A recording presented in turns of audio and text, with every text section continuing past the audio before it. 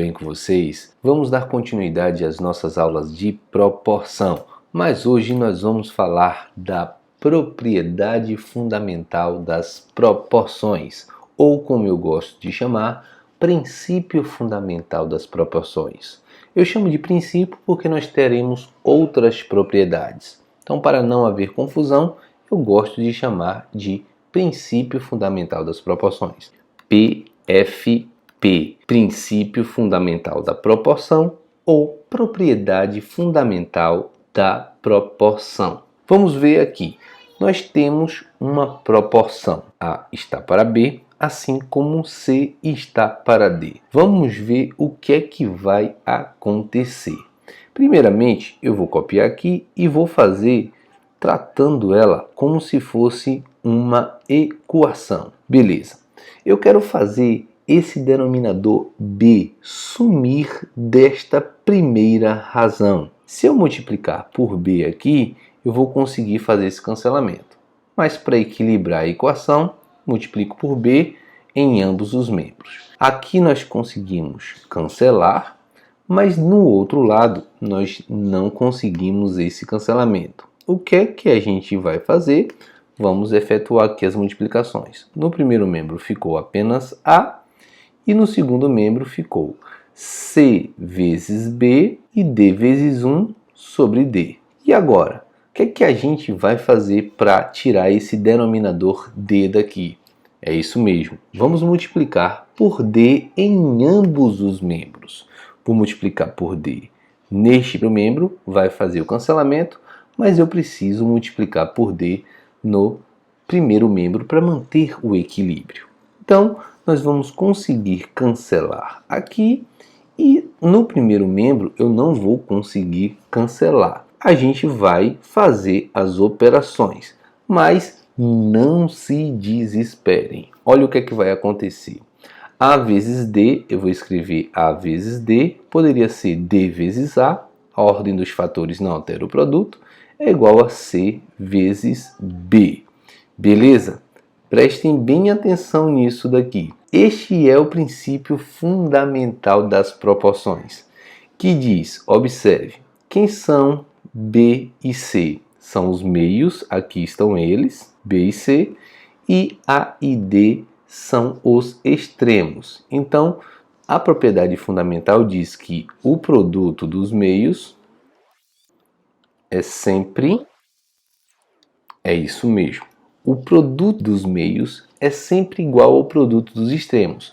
Você não vai precisar fazer toda esta equação, todo esse processo. Basta multiplicar os meios e os extremos. Se der igual, é porque é proporcional. Como A, B, C e D representam números de uma proporção, prestem atenção que o Benizinho está falando aqui para vocês. Diferente de zero, esta propriedade é válida para toda a proporção, ou seja, os antecedentes e os consequentes não podem ser nulos. Beleza?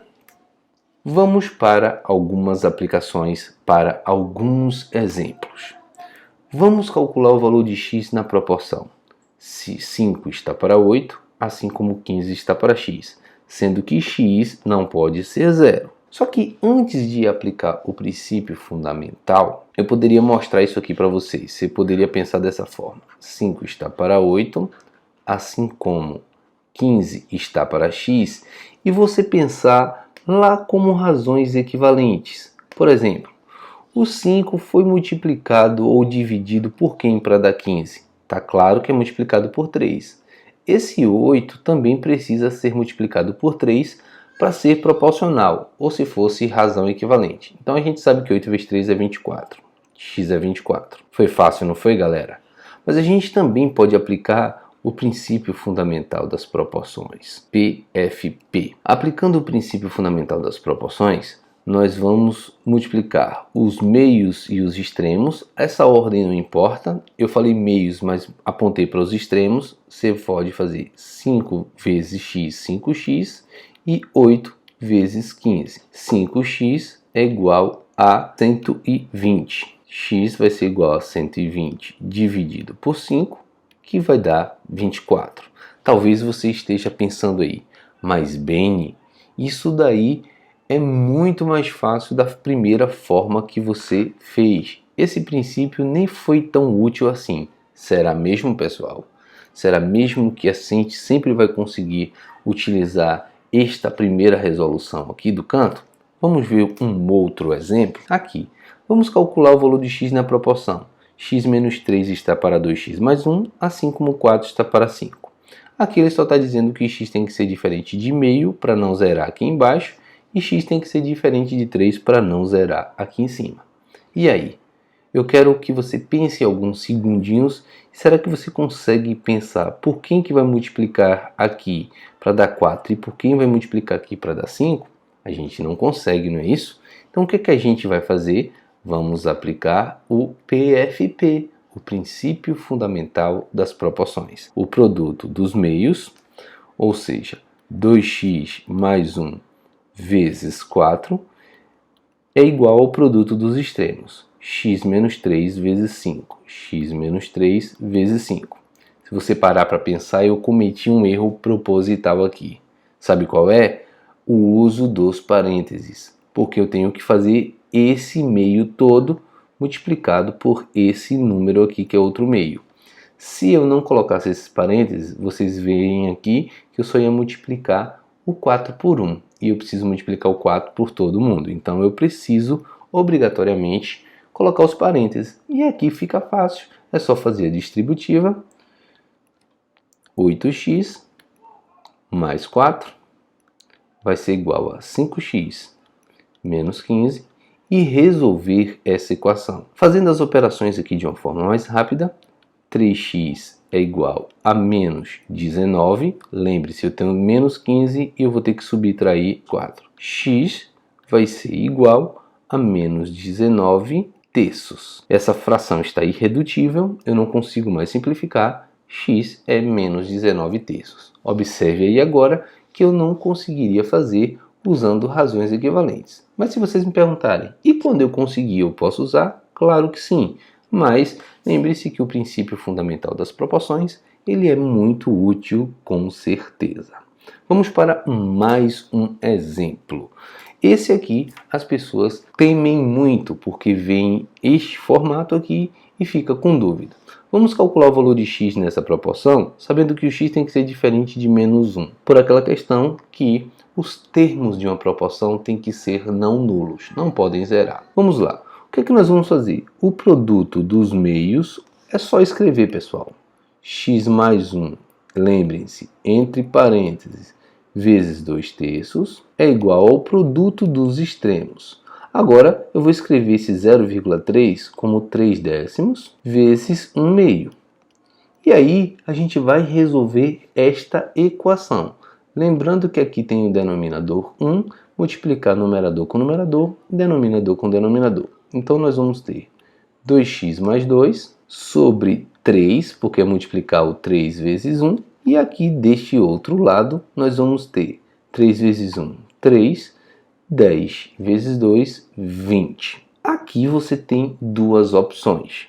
Você pode fazer mínimo múltiplo comum, ou você pode fazer novamente a proporção. Fica a seu critério. Poderia fazer a proporção mais uma vez aqui? Poderia. Ou você simplesmente poderia fazer mínimo múltiplo comum. Eu vou fazer as duas coisas aqui.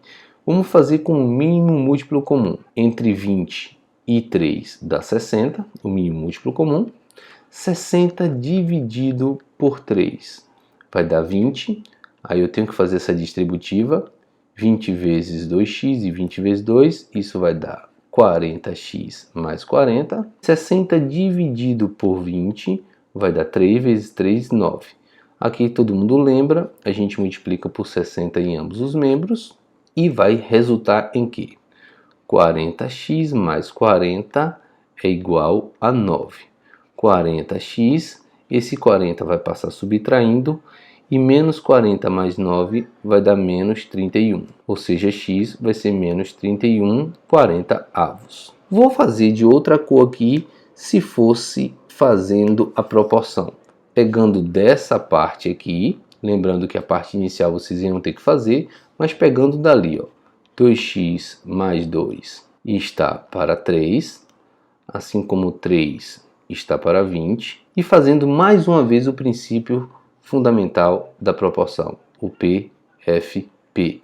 Então, como seria aqui? Esse vezes esse vai dar 20, que multiplica 2x mais 2, e 3 vezes 3. Observe que vai dar 20 vezes 2x, 40x.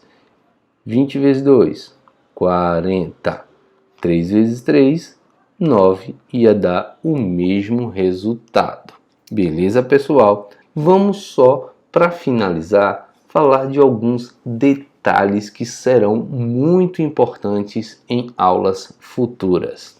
Algumas transformações de proporção. Observe, eu tenho a proporção original aqui. Vamos sempre nos basear por esta proporção original. A está para B, assim como C está para D. Beleza?